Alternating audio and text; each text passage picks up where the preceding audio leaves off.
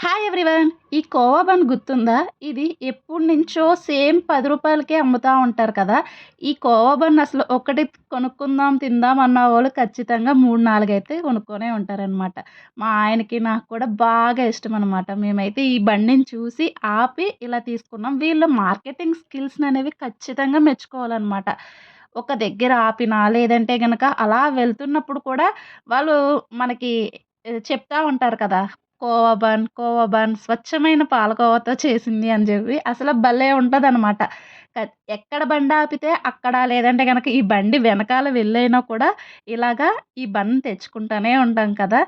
ఏమైనా నాకు ఏదో ఈ రూ. 10కి అమ్ముతున్నారు. వాళ్ళకి రూ. 5 పడతదేమో, రూ. 5 లాభం. మళ్ళీ ఆ లాభంలో వీళ్ళు తిరుగుతా ఉంటారు కాబట్టి పెట్రోల్‌కి ఆటిలకి అయిపోతది. ఏం మిగులుతది అన్నదైతే గనక నా ఫీలింగ్ అనమాట.